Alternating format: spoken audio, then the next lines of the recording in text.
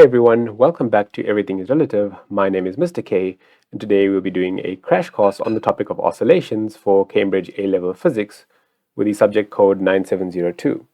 So again, this is just a crash course to run you through the important concepts on the topic of oscillations. Oscillations is sort of in between electric and magnetic fields and is a course on mechanics that requires extra mathematics, which is why it isn't done in first year. Now, firstly, how do we define an oscillation?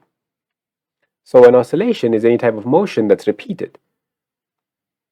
So this could be a back and forth, it could be a to and fro, it could be a left and right, up or down, but a motion that happens repeatedly within a specific period of time. So I'm going to take a very simple example of a mass that is moving between two fixed points.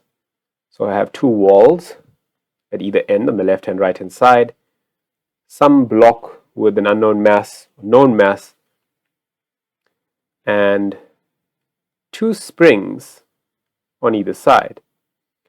So the idea here is that these are ideal springs. We can ignore any effect from resistive forces. If I displace the mass to one side, it will move back and forth, compressing one spring and then the other. And so this motion, if I continue to watch it, is a back and forth motion. And so it's an oscillation. And we can measure our displacement of the block from a central point, which I'll explain a bit soon.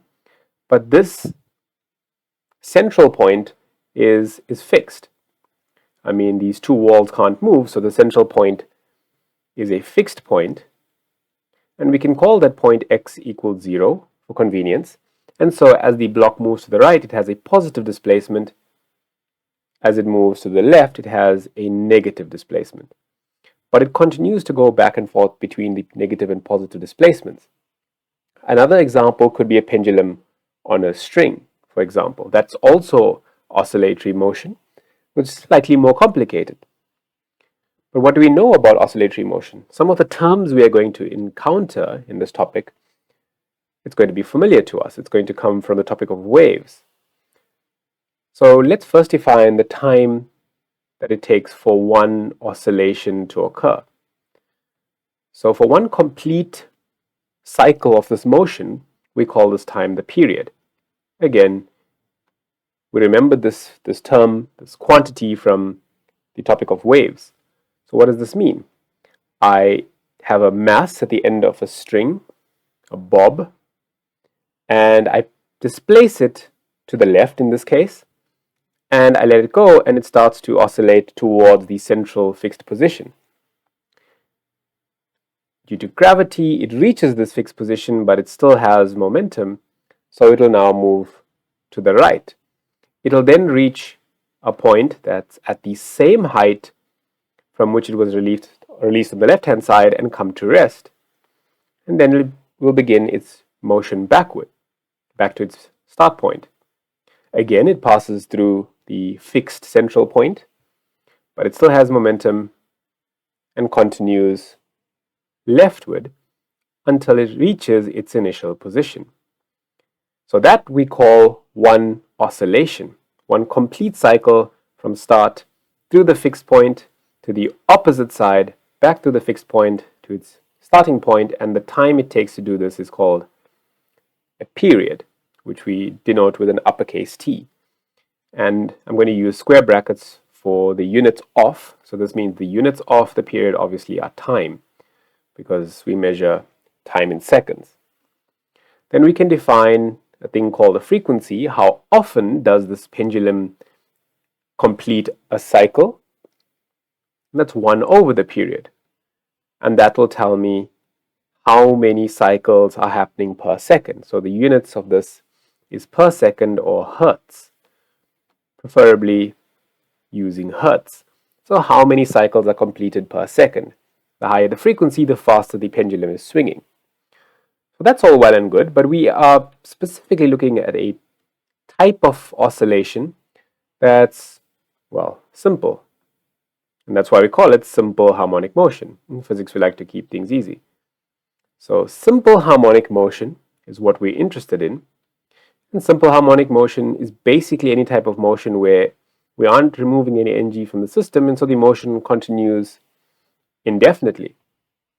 And in simple harmonic motion, reading your textbooks, you'll realize that the first thing that's stated is that the acceleration of the object moving is directly proportional to the displacement of the object and in the opposite direction. A is proportional to minus x. And so this means A is equal to, and now to change the proportionality into a constant, into an equation rather, I need to introduce a constant. In this case, the constant is omega squared, where the Greek letter omega represents what we call the angular frequency. Again, you would have seen this before, and the angular frequency is 2 pi times f, or I can write it in terms of the period, 2 pi over t from the equation above. And so remember, we call this the angular frequency, the angular frequency of the oscillations that are happening. So again, these terms are not new to you, but I guess in this context it is. And the units of measurement should be familiar to you as well. The units of measurement for omega is the radian per second, RAD per second. And so now we defined if motion has to be simple harmonic, the acceleration of the object moving must be proportional to the displacement, but in the opposite direction. Now, if we go back to our initial diagram, we can see that the displacement is constantly changing. That means the acceleration is constantly changing. So our kinematic equations are immediately worthless here, because kinematic equations worked when acceleration was constant. And here we have a non-constant or a non-uniform acceleration. So let's take the same example that we did above and just change the picture slightly. If I pull the mass, let's say I pull it all the way to the left so that the spring on the left-hand side is maximally compressed, it can't compress any further, then the displacement is the maximum displacement. Yes, it might have a minus sign, we'll just ignore that for now. And the acceleration here will point to the right. So my displacement points to the left, my acceleration points to the right. So let's just put a minus sign there for completeness. So x is minus x max, the maximum displacement that the block will reach when it moves to the left. And obviously on the right hand side the spring is being stretched, and so there's a much greater distance. So the mass is currently not at the fixed point, not at the point that we call the equilibrium position. And so what do I have? I have that the maximum displacement, which we will now call the amplitude, another term that you're familiar with, is equal to x naught. So we give it the subscript 0 and refer to it as x naught. Easier than saying x max constantly. Now in this scenario, I have that the maximum displacement is to the left, because the mass is on the left-hand side of the central position of equilibrium. And so this displacement must be negative. The acceleration, we've chosen a system, a coordinate system, in which we'll take all the vectors pointing to the right as positive and any vector pointing to the left as negative. So the acceleration is rightward, and so the acceleration must be positive. So that satisfies the condition for simple harmonic motion. A must have one sign and x must have another. Why? Why did I use omega squared? Well, now we know. Any number squared must be positive, and that preserves the minus sign in this equation, because a must be proportional to minus x, not simply x. And so the omega squared is always a positive value, meaning a and x always have different signs. If x is negative, a will be positive. If x is positive, a will be negative. So that's the requirement for simple harmonic motion to take place. And so, again, if I look at my equation, a is equal to minus omega squared x, some constant times x with a minus sign in front.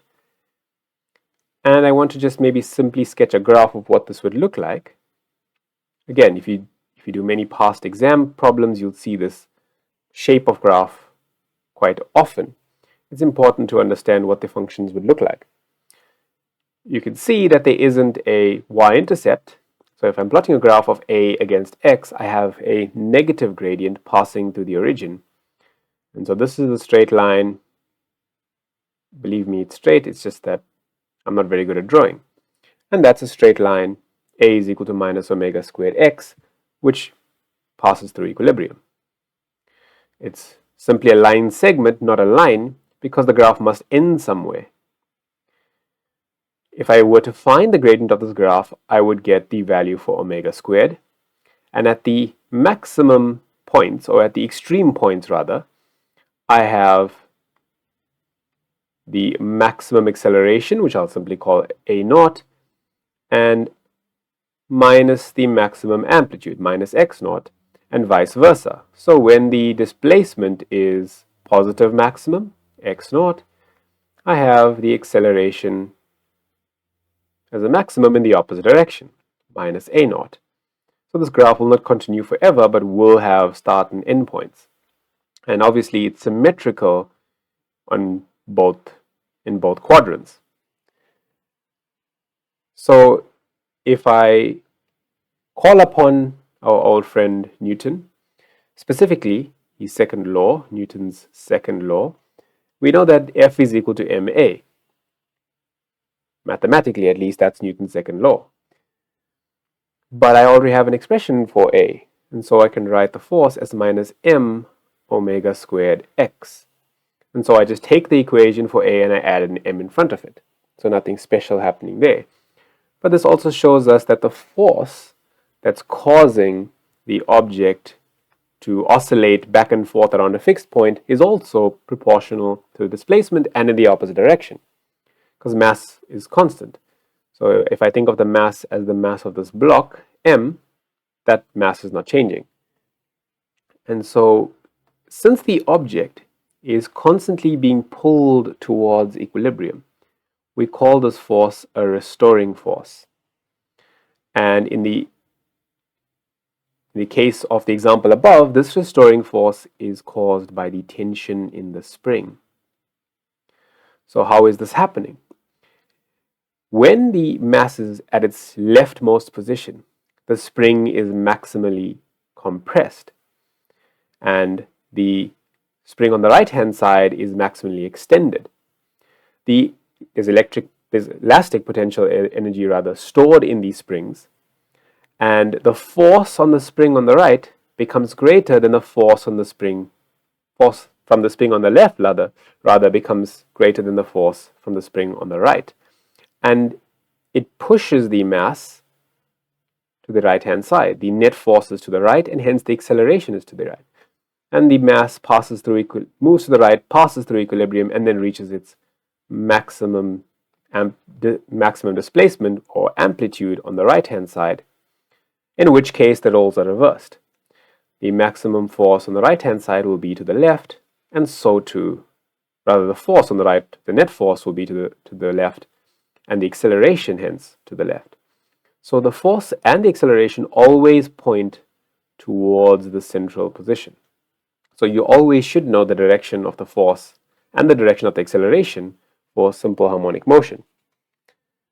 Okay, now what we really want to know, without doing any fancy mathematics, or at least not too fancy, is how x varies with time.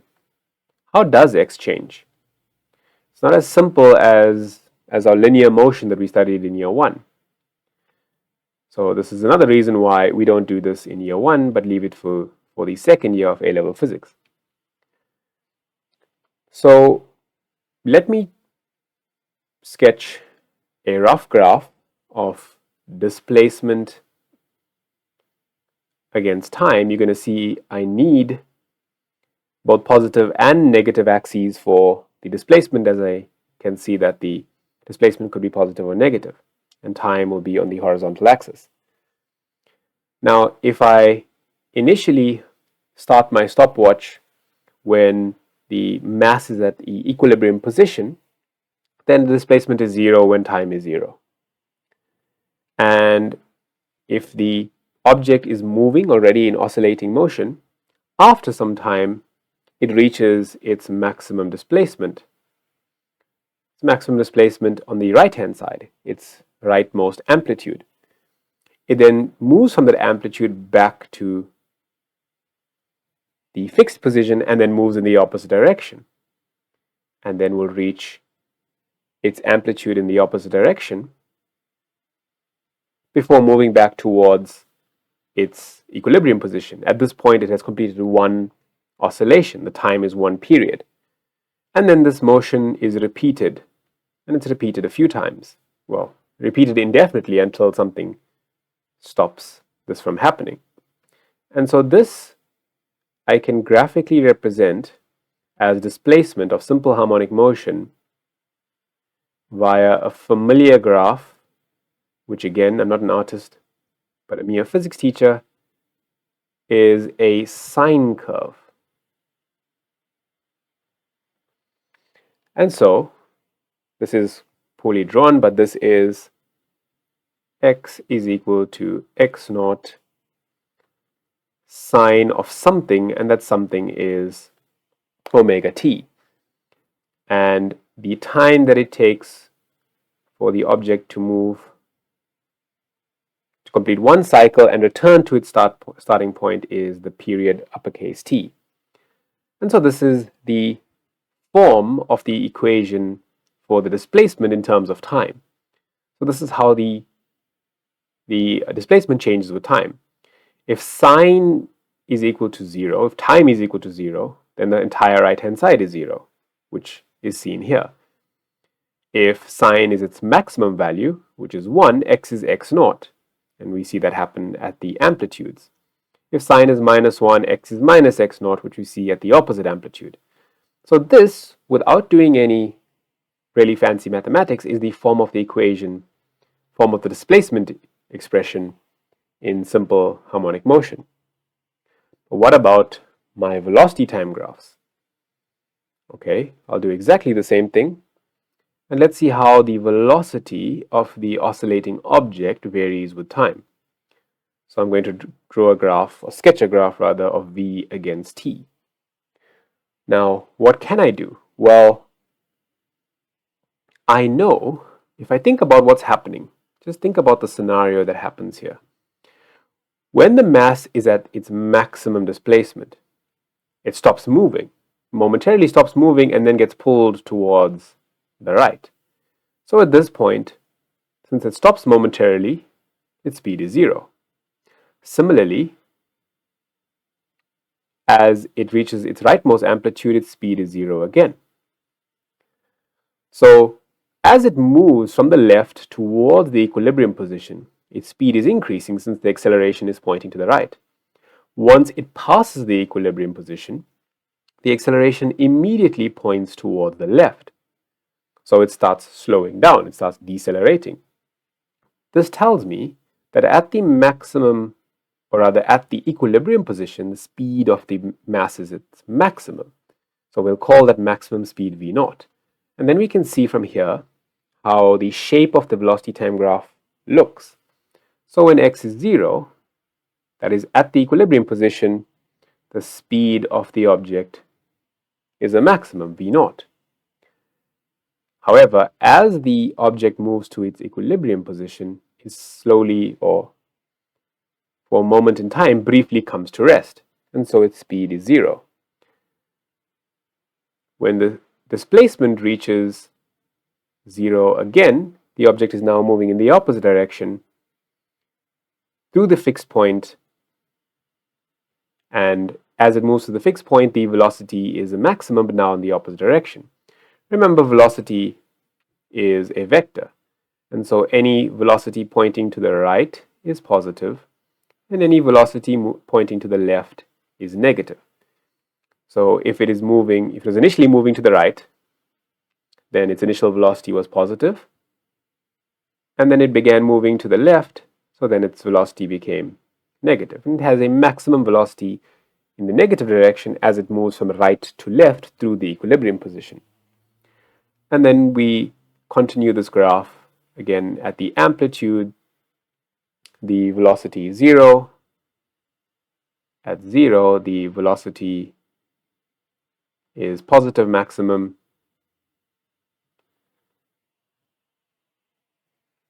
At maximum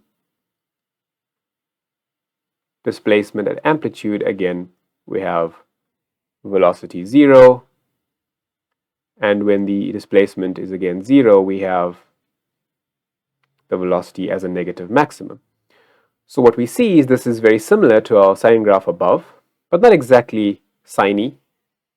So if I again poorly attempt to sketch this graph, I get another function that in mathematics we call a harmonic function. Any function with sines and cosines in it, we call it harmonic, hence the name simple harmonic motion. I get a graph that's very familiar, but not the same as the one above. It's not a sine graph because it doesn't hit 0 when the velocity is 0, the time is not 0. So this form of the equation, or this form of a graph, has the expression v is equal to v naught cosine omega t, where v naught is the maximum velocity as the mass passes through the fixed central position. Mathematically, I can show this. This is not required of you, but I'll show it to you anyway if you're interested in calculus. We know that v is the rate of change of displacement, dx dt, which is the derivative with respect to time of the expression of x, which you've written above, x naught sine omega t. So if you've already learned about how to differentiate the trig functions, you can see with some product and chain rule that this is x naught omega cosine omega t. The derivative of sine is positive cosine, so there's no negative here. And this thing in front of the cosine, x naught omega, we call v naught. So the maximum velocity, v naught, is equal to x naught omega, and this is v naught cosine omega t. So the acceleration versus time, or the displacement versus time graph was sine, but the velocity versus time graph was cosine. Notice that the choice of sine and cosine is left completely up to us. It all depends on when we start the stopwatch. I chose the position to be 0 when the time was 0. If I started my stopwatch when the object was moving through its equilibrium position, then x would be a cosine and v would be a sine. So it all is simply arbitrary which point you choose to be your initial point. And lastly, we can't forget that we need to plot a graph of acceleration versus time. Now, acceleration versus time shouldn't be that tricky, since I already know that there's an expression that relates a and x, and that expression is a is equal to minus omega squared x. So it's going to be the same shape as the graph of x against t, but it's going to be flipped about the horizontal axis, and it's going to be increased by a factor omega squared. So if I simply wanted to sketch it, I will now sketch not a sine curve, but a negative sine curve. And again, we'll call the maximum value of acceleration a naught, and in the opposite direction, minus a naught. Where does the acceleration feel at maximum? Well, it's a maximum when the object is at rest. How do we know this? Because moving through equilibrium, the speed is a maximum. the object has acceleration either to the right or to the left. And so the acceleration through the central point is 0. But at the leftmost position, we have a is equal to a naught, or minus a naught in this case, and on the right-hand side, a is positive a naught on the right-hand side. How do we know this? Well, actually, no, the other way around. A is pointing to the right when x points to the left. So positive a naught on the left and minus a naught on the right. Why? Because again, look at the equation. If x is a maximum, then a is a negative maximum. If x is a negative maximum, then a is a positive maximum. So they must have a maximum at the same point, but the maximum has a different sign. And so this equation is a equal minus a naught sine omega t. And a is minus omega squared x naught, which we already know, but you can find if you take the derivative of the velocity once more with respect to time. So this is v is equal to v naught cosine omega t. Find the derivative of that expression with respect to time, and you'll find that you get this expression for the acceleration, which was our condition for simple harmonic motion to begin with. Okay, all well and good. What else do we need to do? We need to show what the energy looks like. Because remember, in physics, we are really interested in what the energy does to know how this energy transfers or can be converted to work, or simply to understand the changes from potential to kinetic and vice versa. So I'm going to draw the situation into broken up parts. Close to the wall, when the spring on the left is maximally compressed and is pushing the mass to the right with all its energy, we have the position to be the negative amplitude, since we've chosen the left to be negative, and the total energy is all potential, elastic potential to be specific. Why is this so? Because there isn't any kinetic energy, because v is equal to 0. It's not moving at the leftmost maximum, so there's no kinetic energy. All the energy is stored in the spring. It then fires the block to the right. The block moves through its central point, at which point neither of the springs is compressed. There is no elastic potential energy, and the speed of the block is a maximum. We'll make the assumption that neither spring is compressed, but if we've chosen that our leftmost point is the maximum potential energy that we have, our central point means there's no potential energy, and all of the energy is kinetic. And so the total energy in the system is all kinetic. These values are the same. The maximum potential energy at the amplitude must be equal to the maximum kinetic energy through the central point. And then for completeness, if the block moves all the way to the right-hand side and now compresses the spring on the right-hand side, and it's closest to the wall as it possibly can get, its displacement x is positive x naught, and again, all the energy is potential.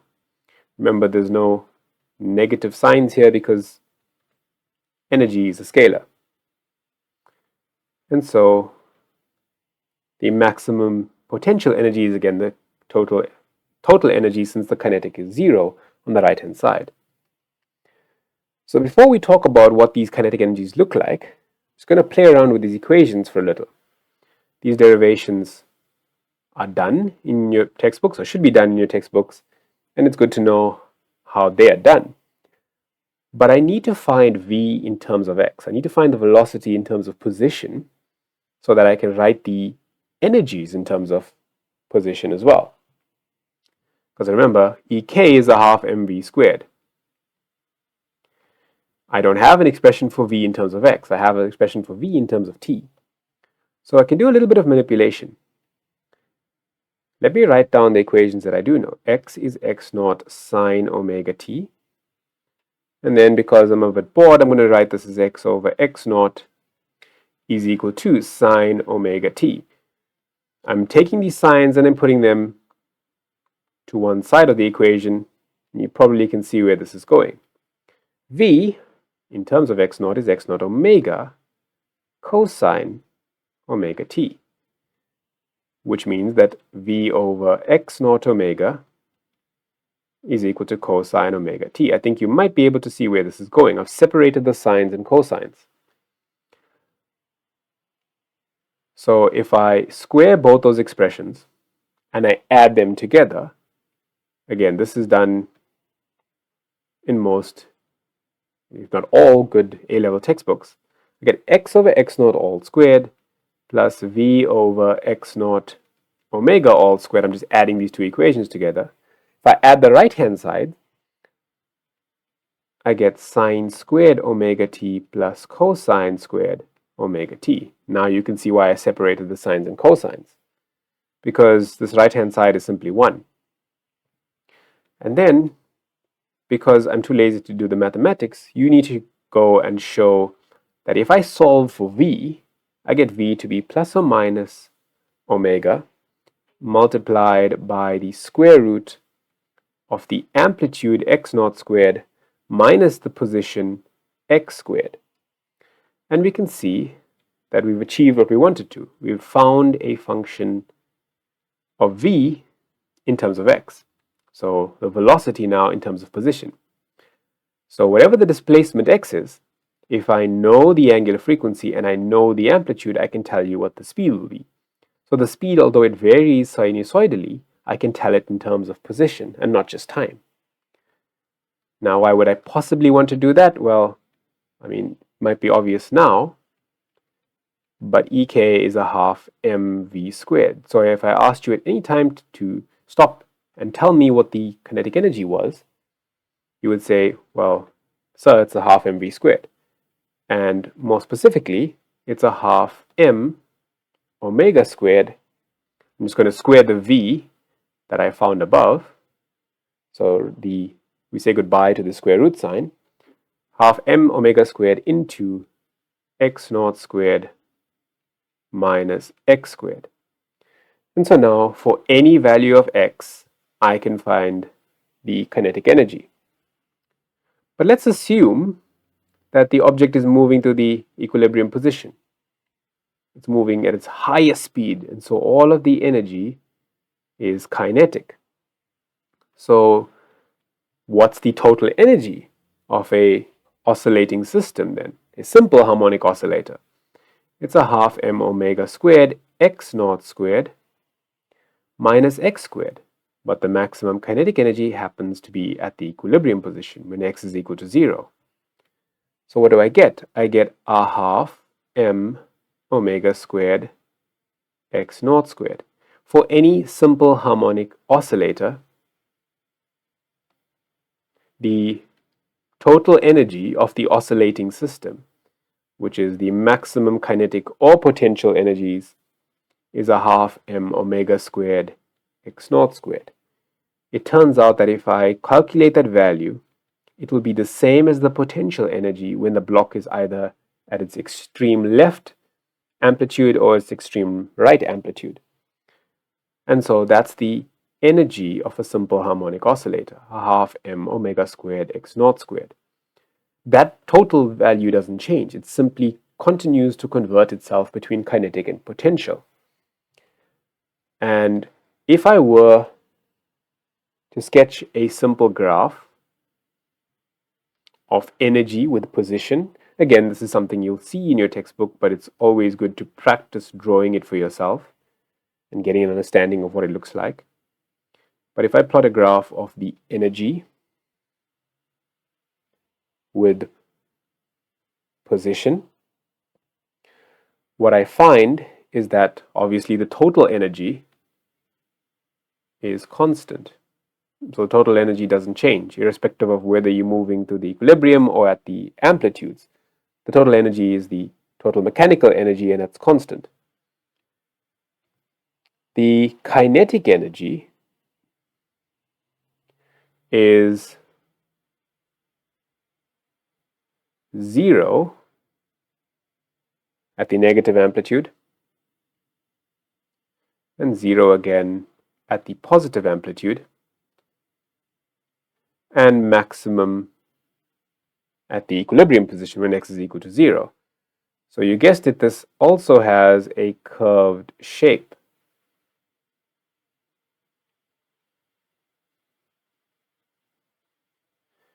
And so that semicircle, or that portion of a sine curve rather, also represents the kinetic energy.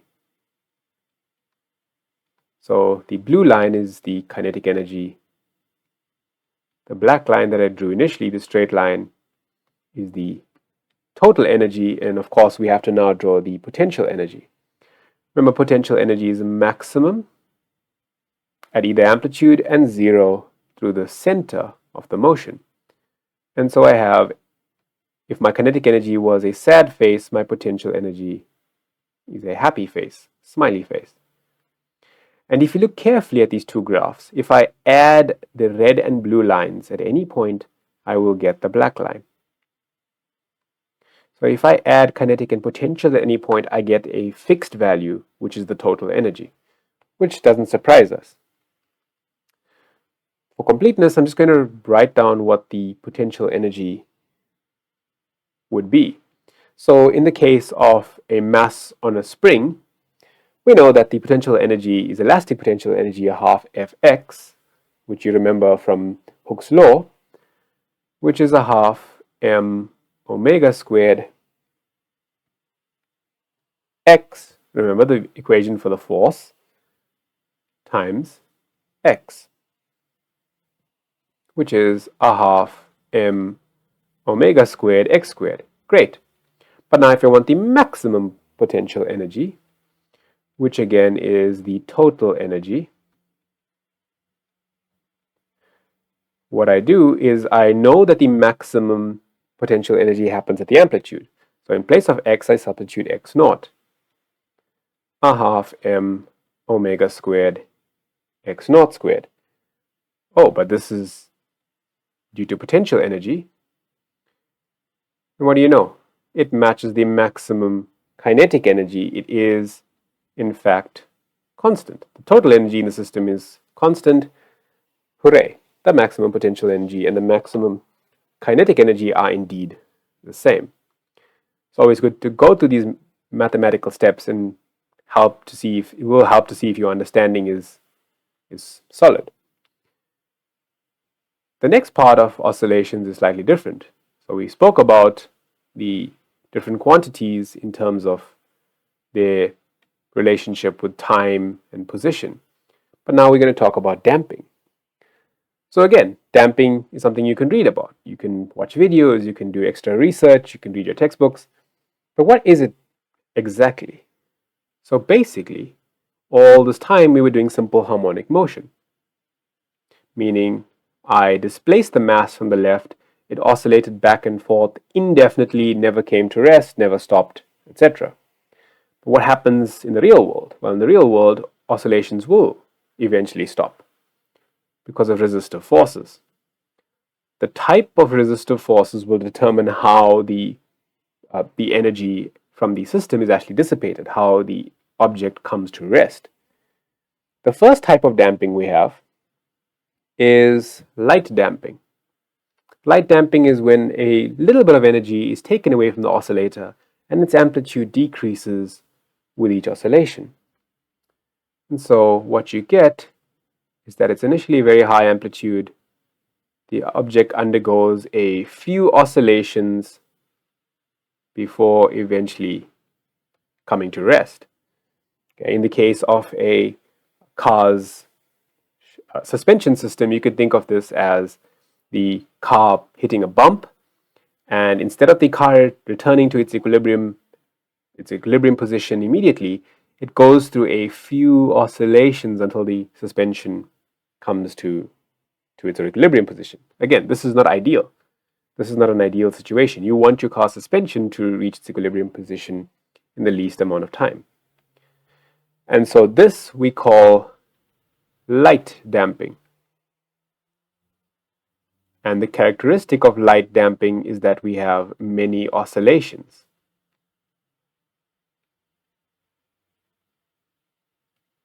So it takes a long time for the moving mass to slowly come to a stop. On the other side, we have overdamping. In overdamping, the car hits a bump, the suspension reacts to this bump by oscillating, but it stretches and the springs take a very long time to compress. So even though it returns to its original position, it takes a very long time to do this. Overdamping is also known as heavy damping. And I think heavy damping is a term more used for resonance, so we'll just stick to the term overdamping. So it takes a long time to return to equilibrium. So again, this is also not ideal. You hit a bump, the springs of your vehicle compress or expand, but they don't return to the equilibrium position immediately, which means there's a lot of time in which the car is not at its ideal setup, which again can be dangerous. Besides causing you a bit of discomfort, it could be dangerous if the car were to hit multiple bumps in a short space of time. And lastly, we have critical damping. In critical damping, the oscillations, the object does not oscillate, or the mass does not oscillate, but immediately comes to its equilibrium position within the space of half a cycle, or the space of half an oscillation. So it quickly returns to equilibrium after undergoing some motion. So it's pulled away from equilibrium and immediately moves back to equilibrium. Now, in this case, we need all of the energy that would be stored in the oscillating system to be given elsewhere. So in the case of a car suspension, the oil surrounding the shock absorbers will take that energy from the oscillating system, and that energy will be then converted to heat in the oil that surrounds the shock absorbers. And so these are the three types of damping that we have. Again, this is very conceptual, so you can read and watch videos and do extra research to try and understand where these would be useful and where these would be harmful. And to build on the topic of damping, the final part of this section, of this topic, is on resonance. Again, we don't really deal with these mathematically, but we deal with these more conceptually. So let's imagine I have a guitar string, and I fix this guitar string between two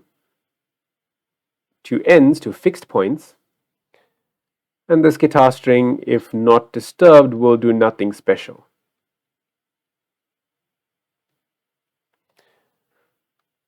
If I pluck the guitar string, but simply pluck, I pluck the guitar string and let go, what I find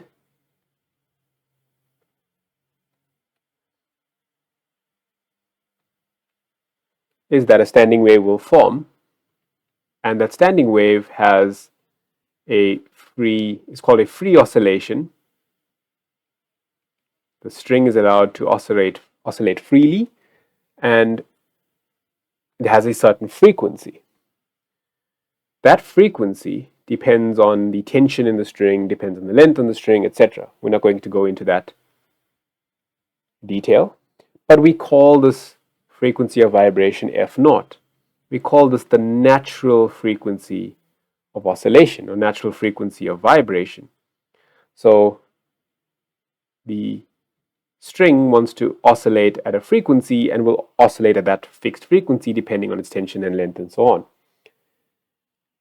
Now, what if I take a mechanical vibrator and I place this mechanical vibrator on the left-hand wall, and I have the same guitar string, and I make this mechanical vibrator force the oscillations of the guitar string and make it vibrate with the same frequency F naught.